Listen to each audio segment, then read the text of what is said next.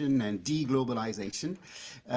This is a webinar on what's happening today in our markets. The markets are changing. We are going through turbulent times after COVID pandemics. The markets are affected by geopolitical instability. So we need to adapt to the context, and notably to the changes forces of the context. So what's the problem? There are tensions for already more than 2 years, which have led to a shortage, at least a risk of shortage, of raw materials, of metals. Oil and gas are at risk, not only in terms of price, but as you know, in terms of supply. The biggest risks do not necessarily come from tier 1 suppliers, but tier 2 and tier 3 suppliers who have even increased risks, notably because we don't know where they are and which geographic areas they are linked to. Demand can be very volatile, and inventories are increasing or need to increase. Cyber risks are also soaring. So a series of problems which affect the world, the markets, the supply chains, at least for 2 years, and with an acceleration in the last months. So after this crisis, we believe that we need to scout local markets again and rebuild different supply chains, more resilient supply chains, developing proximal suppliers, suppliers near to us, and invest in the resilience of the supply chain. We need to recover a number of capabilities and upgrade our knowledge. So the themes of this webinar for around an hour are, first of all, to focus on the risk of shortage and inflation, then to focus on the risk of global insecurity, and notably geopolitical risks. That is for the two main issues, the two main problems. And then to focus about 3 levers, right? How can we build that famous supply chain resilience? How should we relocalize our supplies, and notably the supply base, the suppliers that we rely on? How can we control all the indirect factors? We spoke about tier 2, about tier 3. It's about also factors on the markets that we're dependent from. How can we control them? That's for the 3 levers. And then we'll have 2 other points on the consequences of those changes. First of all, do we have the right knowledge? Or has the knowledge, the procurement knowledge, has it to update itself? What are the soft skills needed, notably in terms of relations with suppliers? Right, so let's start with the risk of shortage and inflation. So how much will the blast be? And as you know, we have started to live the blast. We're already in it, right? As you can see here, market prices have soared in 2021 for pandemic reasons, and the forecast is not really that they go down. These statistics were made before the geopolitical instability of 2022, right? The energy, the cost of the energy is rising, and as you see, already in January, before geopolitical instability, energy, gas, fuel, electricity were on a very uptrend. Metals will probably stabilize, but at a very, very high level, which means that metals will affect a number of construction industry, automotive industries, etc., etc. Components, notably material costs, are said by a number of companies to be the major inflation factor. Logistic costs will increase too, notably the sea transportation, which has tripled in the last 2 years. Road transportation is increasing too, and storage as a consequence, because of the cost of energy, will be impacted too.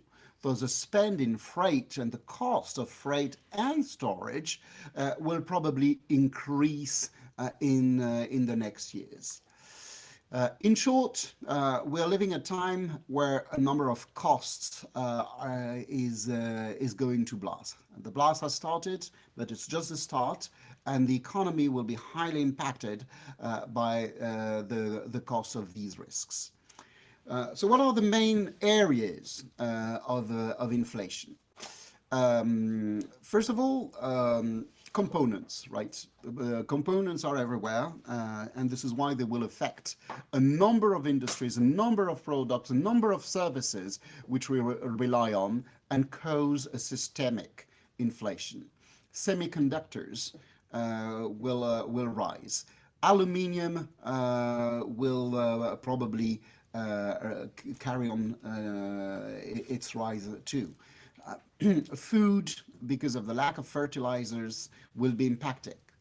Plastics will be impacted by a number of damages, notably linked to natural disasters. Building materials will be impacted by the shortage that we have just mentioned before. How to fight against then this inflation peak? We need to adopt a moment of three reactions, right? First, defending, then adopting an offensive strategy, and then penetrating new territories and notably new markets. So let's go into the details of this. The first defensive step is about negotiations, right? We need to evaluate risks, to spot the risks, and to negotiate them with the suppliers. Negotiate them means that we can share risks, that we can outsource the risk, that we can cover the risk, that we can have the supplier reduce the risks for us and retribute the supplier for this, of course. So mapping the risk, evaluating the risk, negotiating the risks. Of course, this will also be helped by a precise cost breakdown of the supplier's products or services. The more we know about the factors of cost, the more we can have the supplier cover, mitigate, help us reduce these factors, of course. So the levers to do this, of course, are to compensate, to reward the supplier for them to help us reducing the risks, to negotiate punctually, even if we are in the middle of a contract, because the situation demands that we renegotiate our risks because the context has completely changed, and probably to make provisions and to have the supplier make provisions too. The second step is about the supplier relations, and that is already more offensive, right? We're now kicking something new, which is trying to trade the possibility of a partnership with the help of the supplier to decrease our costs and risks. So it's through a long-term relation that these risks will be mitigated. So what are the levers?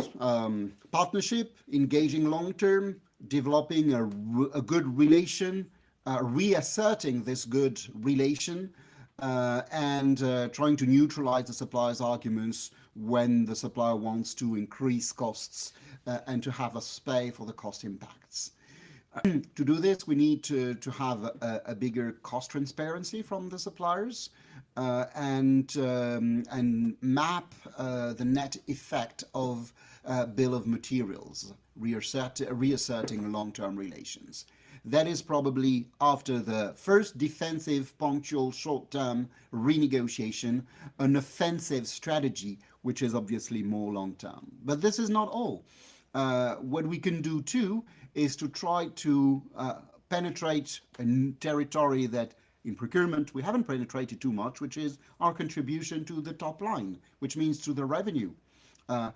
Maybe we can explain how to increase our own selling prices that we can reduce the demand for what we buy, that we can innovate on the nature of demand through technology, through functional analysis.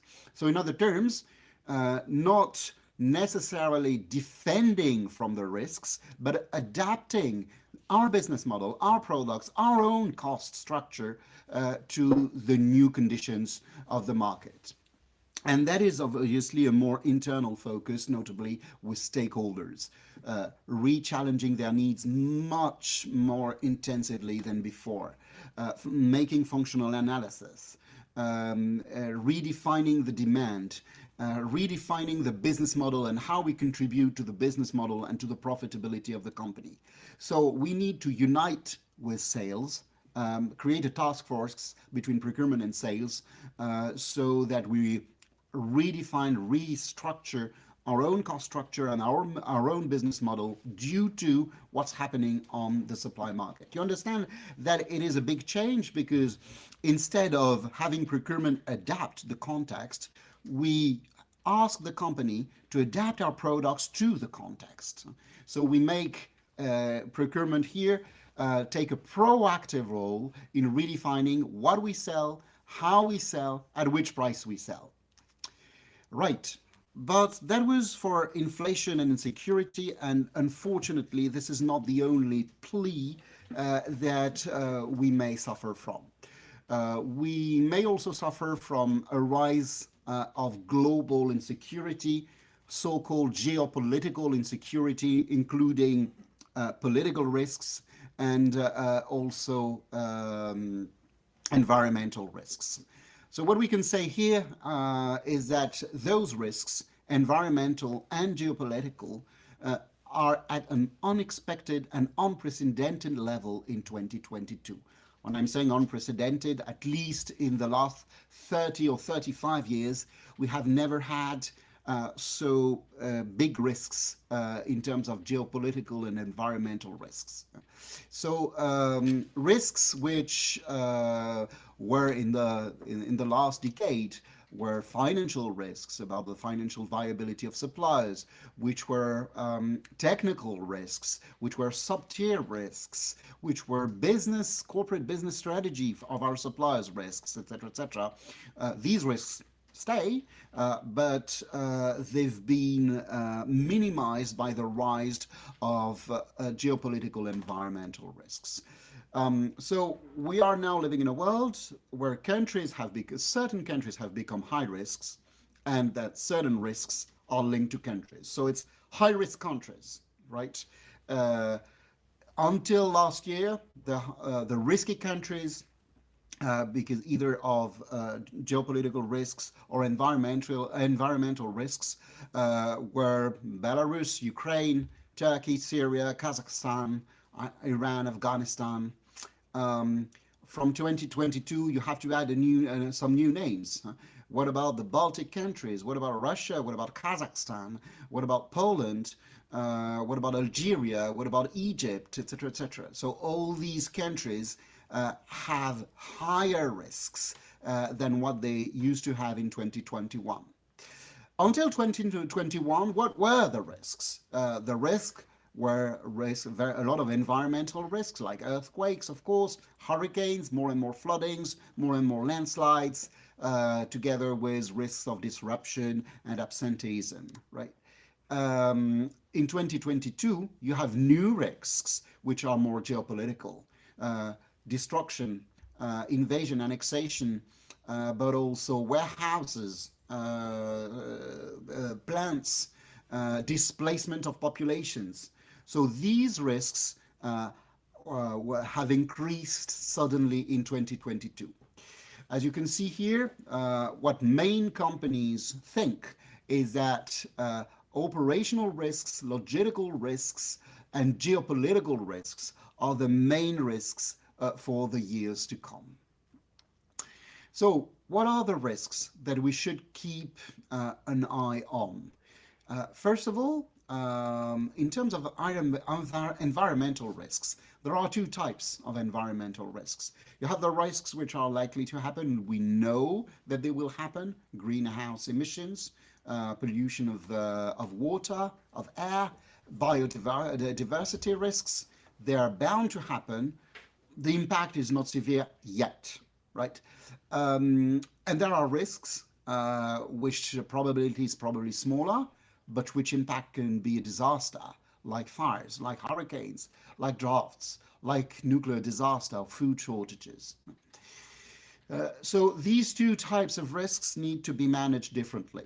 In terms of the very likely risks with an impact which is not severe yet, we need to spot the chunk of the chain that we can control. And obviously, we have a bigger ability to influence operations, maintenance, use, and disposal than the upstream of the chain made of the supply of raw materials and of the manufacturer. The severity is not the same, notably air pollutants, potable water, waste to landfill, impact on native flora, fauna, all the impacts are not the same. So we need to prioritize those risks. There are the other risks, which on the contrary are not necessarily very likely to happen, but they can be disastrous if they happen. So here it's about fires, flooding, hurricanes, droughts, food shortage, nuclear disaster. We can benefit from supportive technologies to manage critical event. And in the last 3-4 years, a number of solutions have emerged to help you monitor this, to help you anticipate these risks. These tools review supply chains end to end. They study risks in real time. The problem is how much these technologies cost. They are very good technologies, but they are pretty expensive technologies. And you need to compare with the cost impact of such risks. Because, of course, the probability of all these rare hazards is so small that it does not necessarily deserve to invest in their reduction. That was for environmental risks. Now we also have another type of risk rising, which is the geopolitical risks. And this is linked to three main components. The power of the states is becoming higher as it was in the past. It's a renewed state power. The global balance of power is shifting, and the powerful countries of today are not necessarily the powerful countries of 10 years ago. And there's probably a moment of instability in governance and peace. Renewed state power first. Some political factors may lead to supply chain disruption. Embargoes, big companies leaving countries, restrictions on the business. News are full of this in the last weeks. So we need to anticipate through continuity plan what will happen if we have to suffer this or that embargo, if this or that company is vetoed to work with. So we need to invest in continuity plans, which probably need the development of backup solutions in case of all these risks happening. The balance of power is shifting towards the East, notably towards China, but also towards other economies. The global conflicts will probably polarize economies, which means that economies will be less interdependent tomorrow than they are today. So we need to prepare that future. We need to not to be late. We need to anticipate what is going to happen in terms of polarization of the various economies and shift of power towards certain countries. There's a risk of instability of governance and peace, as you know, and societal and political factors increase the probability of these risks happening. Inequalities, societies, conflicts, wars. So we need to watch this, and we need to watch all risks. The risk is that we consider a conflict because it's probably very concerning, but focusing on the conflict, we forget about other risks coming from governance and peace, notably like what happens in societies which become more unequal or divided. So we need to watch those risks and to exchange on how to avoid them. Rare hazards, we must say, the last years have taught us that they can really happen. They can happen for real. Pandemics, wars, energy shock, overinflation. We wouldn't have said that 3 or 4 years ago. We can now say that, yeah, this is happening. So how do we prepare to respond to these future risks? We need to be able to develop a, a new posture. First of all, it's about sub-tier management, ecosystems, vertical integration. We will speak about it later in this webinar. Strategic alignment and contribution. How can we change what we sell, the cost breakdown of what we produce, the markets that we're in on the selling side because of what happens on the buying side? This is the procurement contribution to our business model. Business continuity. What are the plans? The business continuity plan, the backup plans in case of a rare hazard to happen. And of course, because of the risks of manufacture and technical risks and technical capabilities, we need to invest in closer relations with suppliers. So, practically speaking, what can we do? You can conduct audits, vulnerability audits of your supply chain. Trying to see what happens in case of a crash, right? Conducting crash tests, conducting stress tests. What happens if this supplier can't sell anymore, can't supply anymore? Sometimes we need to detect stress tests. What the conduct or the answer in case of non-supply can be detected through a late delivery. So sometimes you don't have to organize stress tests, but to observe what happens in case of small problem to deduce what could happen in case of a bigger problem and measure, of course, the effects of all this. We need to search potential weaknesses. So we need to conduct that kind of crash tests for a lot of things that can happen. A change in the country of origin, a change in the financial stability of the supplier, a change in the supply chain, a change in material availability, and change of the cost or the price of the raw material, and see how our supplies, our prices, our costs behave in that kind of situations, and deduce how to manage that kind of situations. We can, of course, invest our time in contingency plan. We need to have plan Bs for everything. We need to draft plans for all kind of suppliers, all kind of products and services, and unfortunately, all kind of sourcing origins, geography. So we have to test bits and pieces, make sure that the resources are always ready. The problem of plan Bs is that sometimes they're made, but they're not maintained. So at a certain time, we have an alternative supplier ready. We have pre-selected them, but we don't follow up. We don't know if we need to use them tomorrow, they will be ready as they said they would be 5 years ago or 3 years ago. So we need to update plans and to budget resources so to make sure that plan Bs are immediately available. We also need to study the supplier's vulnerability, cyber vulnerability.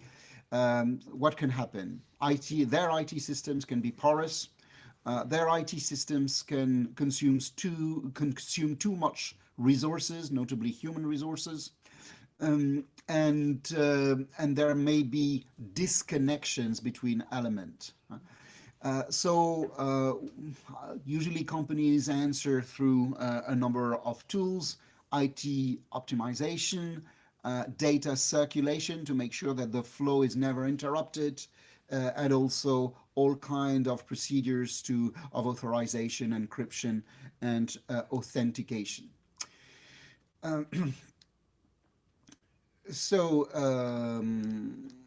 The problem of vulnerability is that frequently we invest more in what creates the cyber risks than in the cover of cyber risks. SRM, which is a good thing, just in time, which is a good thing, Internet of Things, which is a good thing too, integration of information, goods, financial flows with close suppliers. All these are good things which provide a lot of value to our business models, but they increase cyber vulnerability. So we need to increase authorization, encryption, authentication, IT optimization, data circulation at the level that we increase what you can see on the left-hand side, SRM, IT compatibility, just-in-time, IoT integration. Right. We have spoken about rare hazards, right? We forgot that all of this could happen for real. Disasters, pandemics, war, an energy shock, overinflation. Because it can happen for real, and because it's happening today, we need to measure a number of impacts. Impact on the spend, on the prices that we're going to pay, impact on the TCO, on the future costs that we're not seeing today, impact on the revenue, because without the supplies, maybe we can manufacture less, impact on our assets, which can suffer a damage, impact on the financial resources, a financial drought. So how to fight against these rare hazards? We need to plan the profitability contribution in case of the spend impact, to anticipate unexpected costs, to prepare supply chain flexibility and prepare the potential, unfortunate, downsizing of the supply chain, to cover potential damages in our asset, in our production asset, and to make sure that the supply chain finance will be backed up and will be secured in case of financial draft. Right. All these were problems. Now let's have a look at potential solutions. First of all, resilience. What is local resilience? Everybody speaks about local resilience. We need to build something locally which ensures our resilience to the problems of our world. What could be the benefits first? Local supplies, of course, means that we have more delivery performance, but not only that it's easier to communicate because we are more proximal to suppliers, that we can also adapt more easily to last minute changes, and that the flows can be more flexible, notably in terms of return of goods, for instance. So local supplies, better the lead time and better the flexibility of all this. Local supplies also means a better understanding of the costs.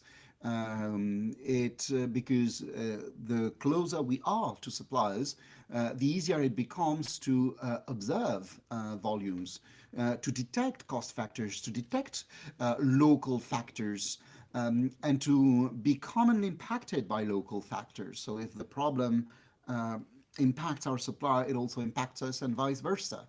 Right, so it facilitates risk sharing and cost sharing with these suppliers. So local suppliers at the same time provide better lead times and mutualize costs and an understanding of costs. So what to do then? There's here a compass of resiliency touching on a number of potential responses developed by the World Economic Forum. First of all, it's about the manufacturing network. Go local, jump to the local. How can procurement help?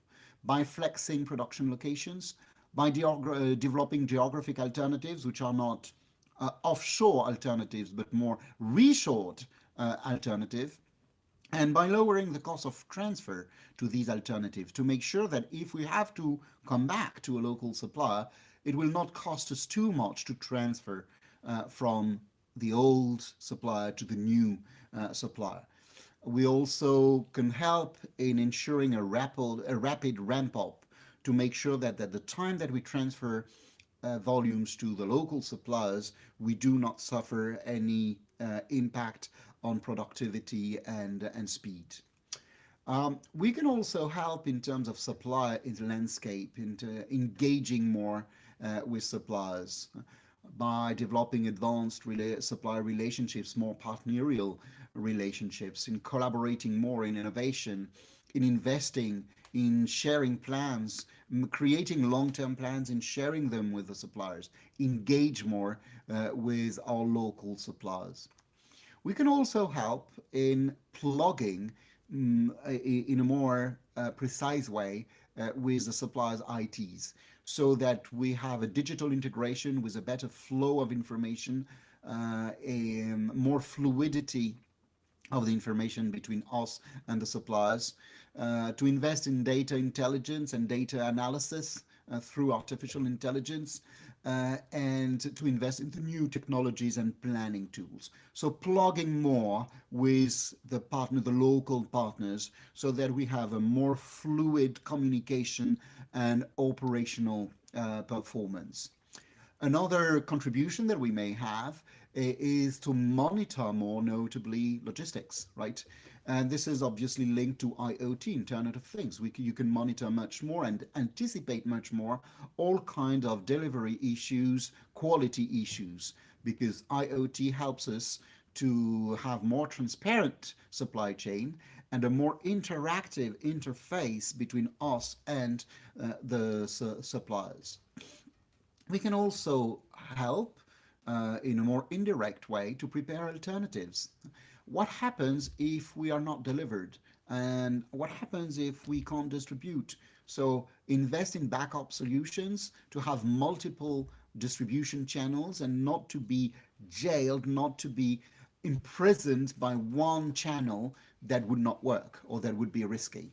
Backup transportation solutions, backup warehouses, several suppliers working for us to be able to switch from a risky supplier to a less risky supplier, which obviously requires from us that we pre-qualify a number of ready-to-go suppliers ready to start to work for us.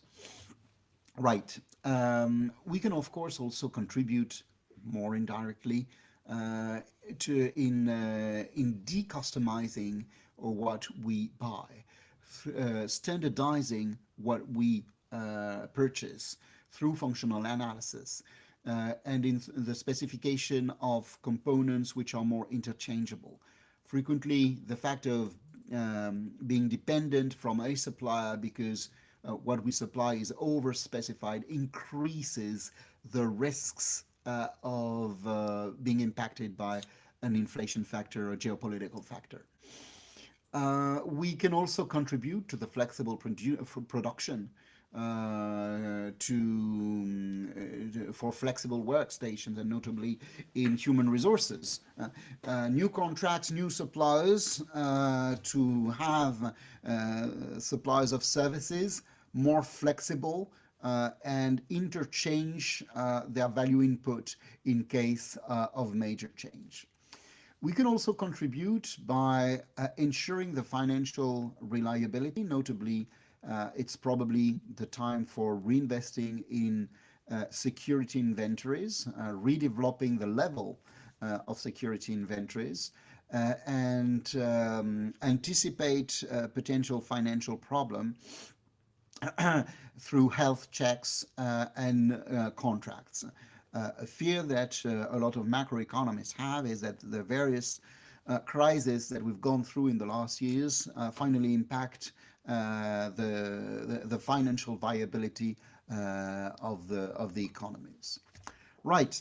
All this leads to a second stream of potential action, which is a change, a relocalization of the proper supply base, and notably a different way to manage supplier portfolio. We need probably to adapt a little bit our segmentation and to make two different parts of our purchasing portfolio. We can keep distant in risky countries or far countries what is extremely specialized and where we need massive volumes of very specialized products. And we need to focus on the local, where we need just-in-time delivery, where we need cost control, and when there is a strong impact of what we supply on our business model.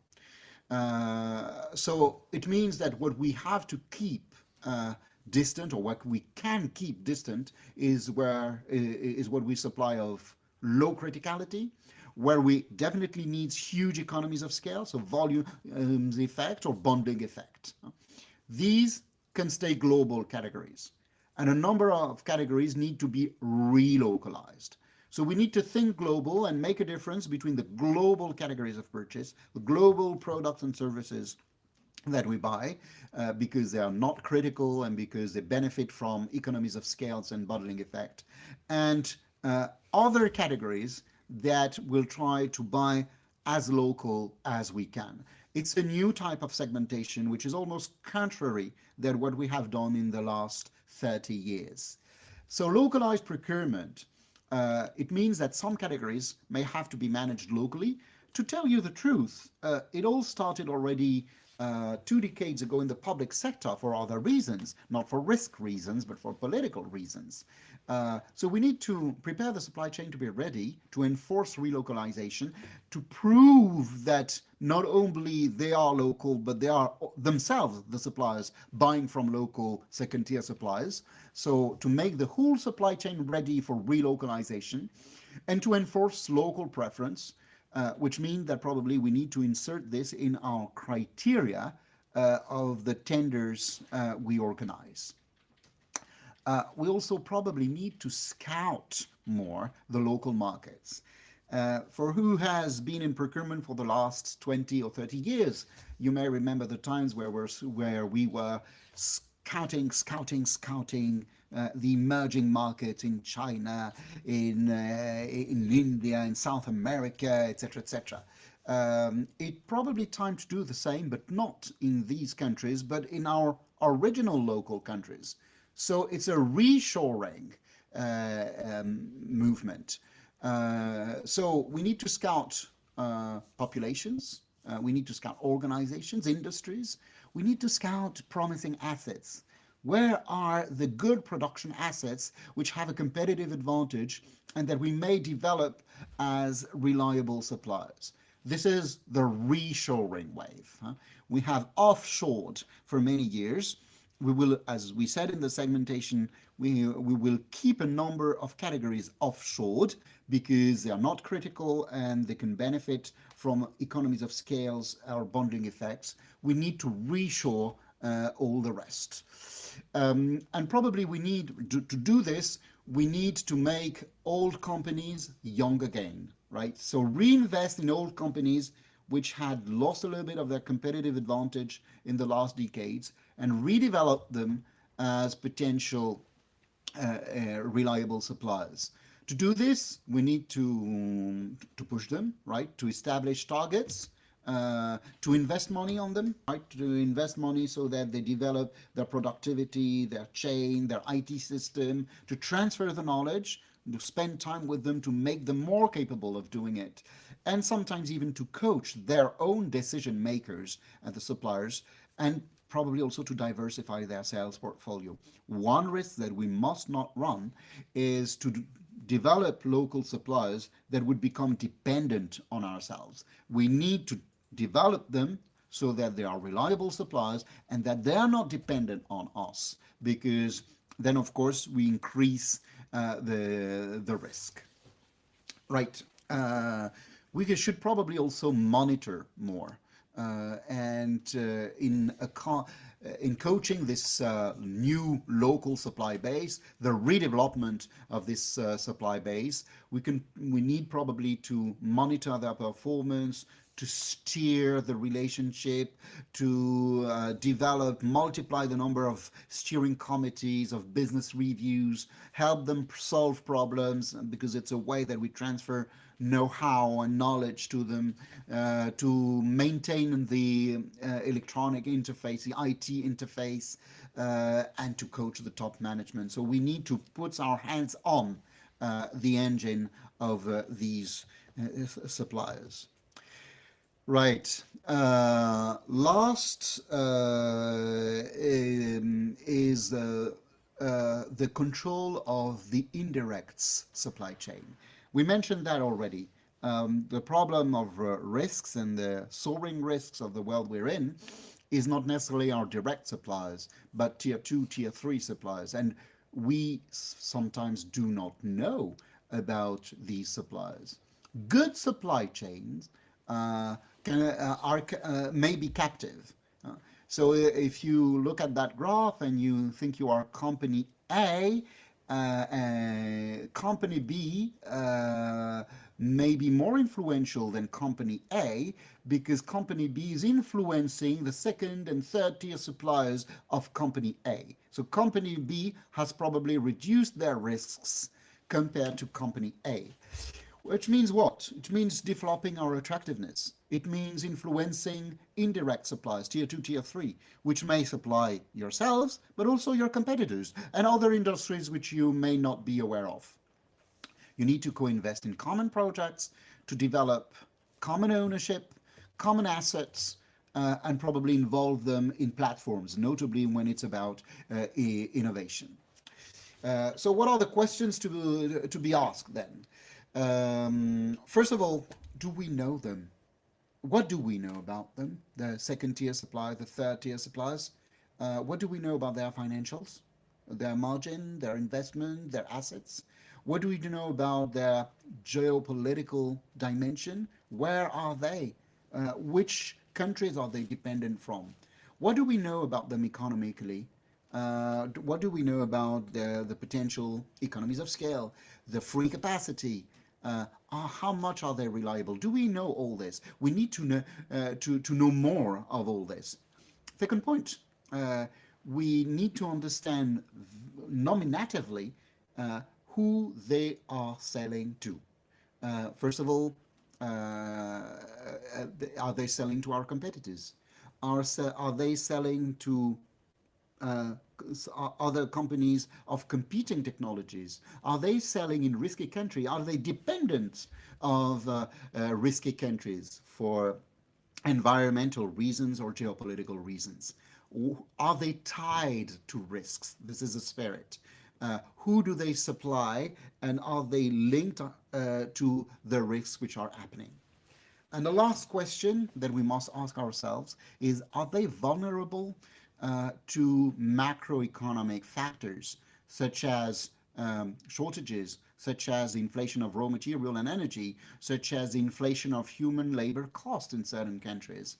If they are vulnerable to these risks, you understand that you will be impacted because their cost will impact your direct supplier cost, will impact your cost. The same thing for the cost of human labor. A shortage of the second tier, at the second or the third tier level, will result in a shortage in your first tier supplier and will result in a shortage in your own supplies. So we need to understand if there are an entrance door to of these problems to our supply chains. What to do then? We need to scrutinize. We need to constantly observe, and probably we will have to invest in more market watch. We need to understand more of the inflation factors, the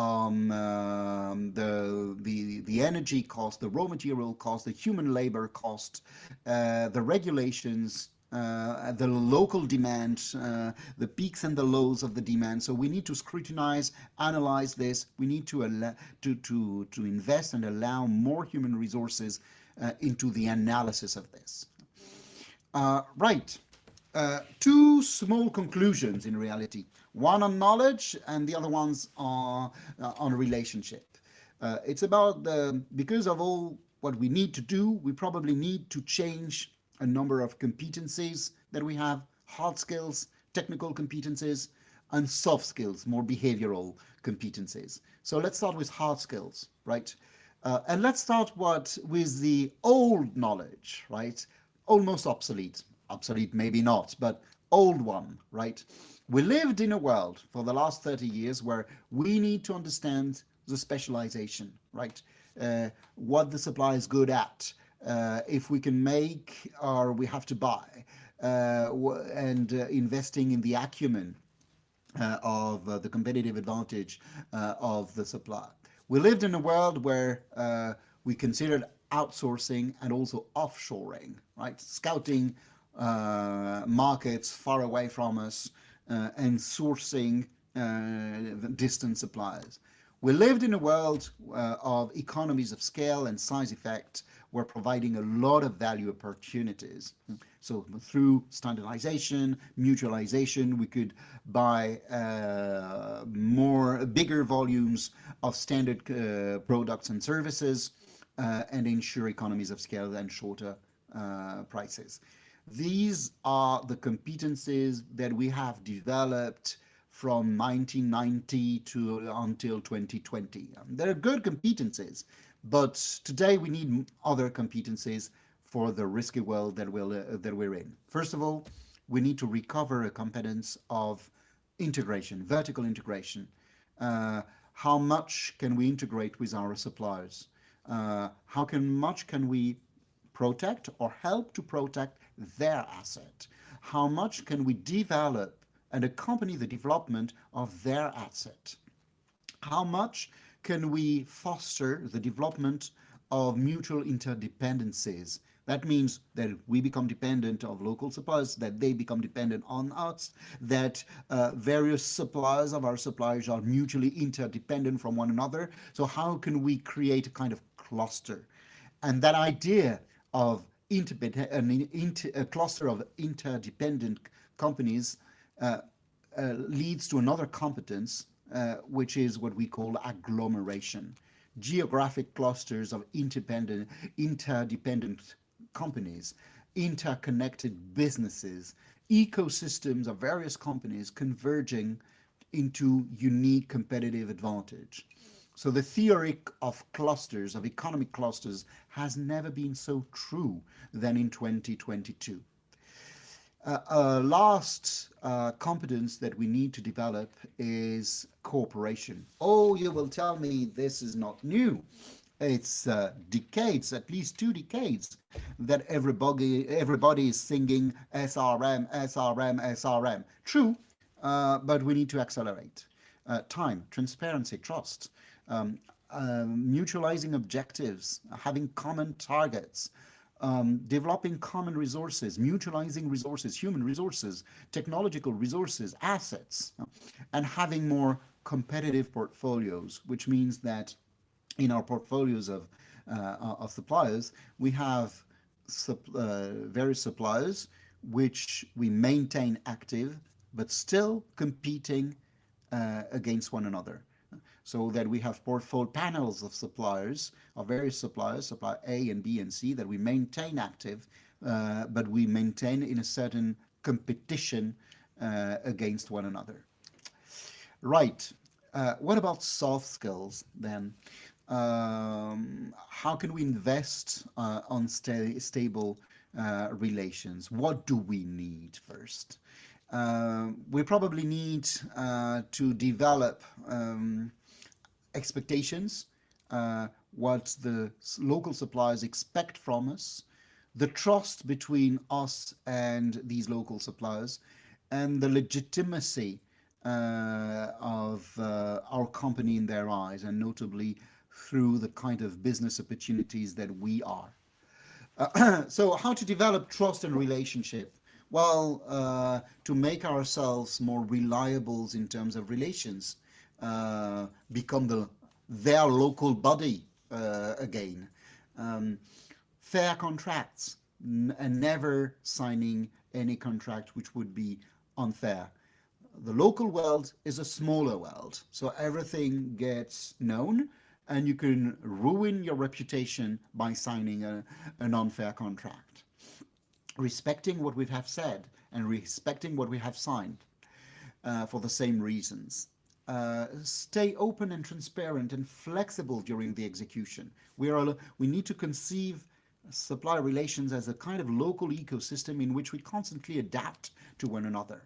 And we need to understand how they perceive us. You need to speak with people, to put yourself in this local supplier's shoes, to see how they perceive you, what they feel about you, how they see you, as a customer, as a client, to understand their business interests, to understand, analyze what their other clients are, and understand how they perceive us. And frequently it means that we need to survey and ask them how they perceive us, and not only asking a key account manager, but asking the operational people of how it is to work with us and what we can improve to make us more more reliable and more legitimate and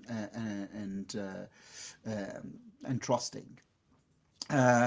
We also need to develop local systems, local ecosystems. So it's about creating joint ventures, having subcontracts with local players, having arrangements which technically on market, in terms of marketing, can be a win-win for both parties, which we call the technical arrangement or marketing arrangement.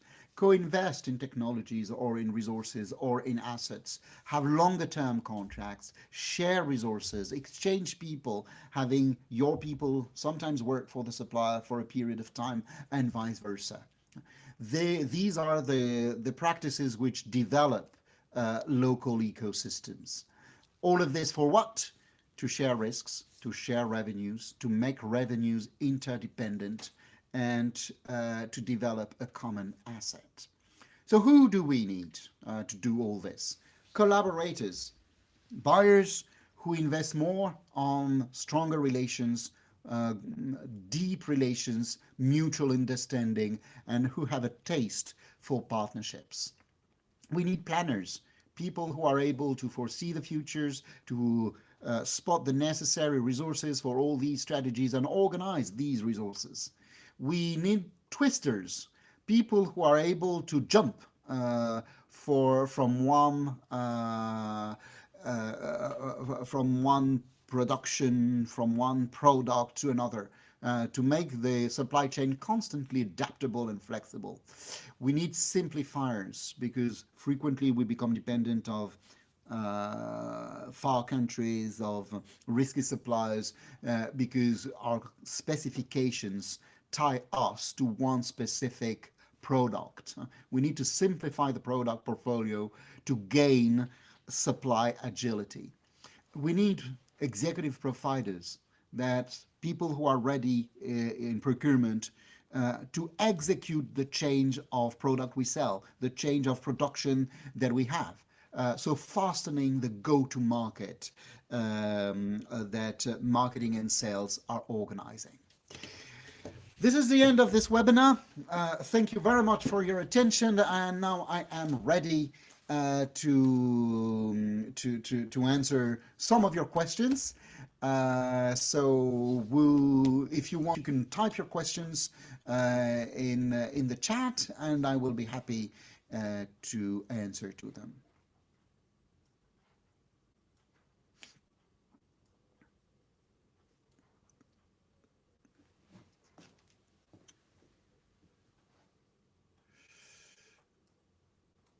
Okay, so for instance, example of sales, procurement, task force.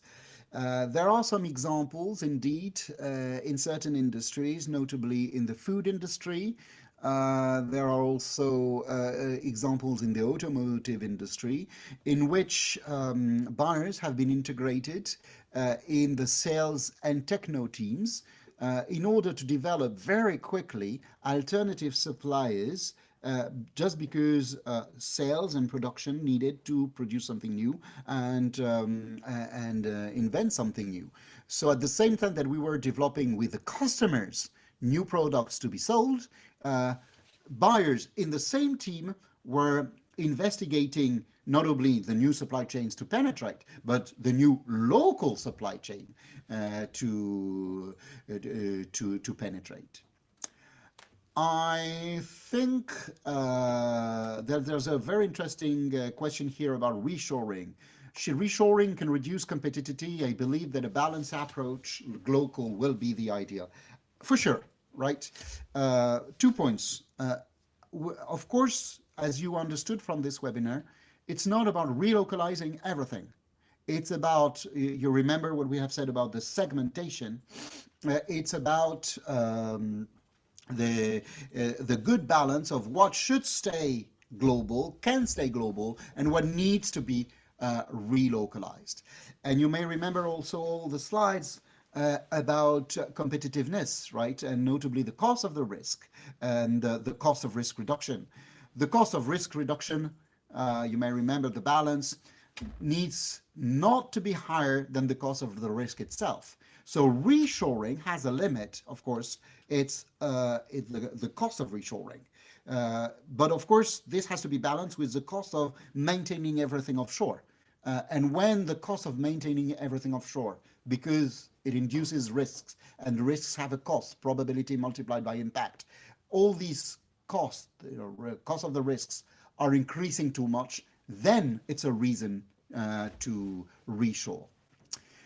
Another question is how can we prepare an alternate supplier without transferring products or without being too theoretical. Preparing alternatives probably needs to transfer something. If it's not transferring a product, it's making themselves ready to produce for us.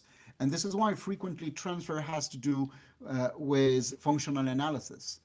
You need to develop an alternative supplier, an alternative product, an alternative technology for the alternative supplier, so that you are able to switch from A to B without transferring the pure product. So the best way to do it is at the same time to investigate new supplies and new supply chains, and to develop new products to be bought.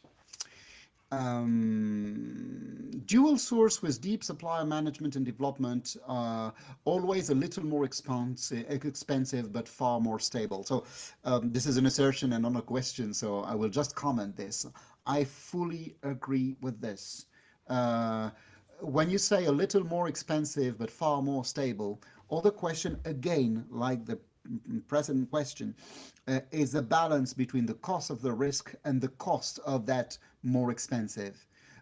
And we just need that the balance is balanced in the right way, which means that, yes, it's slightly more expensive, but if you look at the risk reduction and the reduction of the cost of the risk, then it's worth it. This is why we need to evaluate risks and to evaluate the cost of the risks. Again, you know the techniques, measuring the probability, measuring the impact, multiplying the probability by the impact, and getting the proof that we're slightly increasing costs, but that slight increase remains inferior to the increase of the cost of the risks.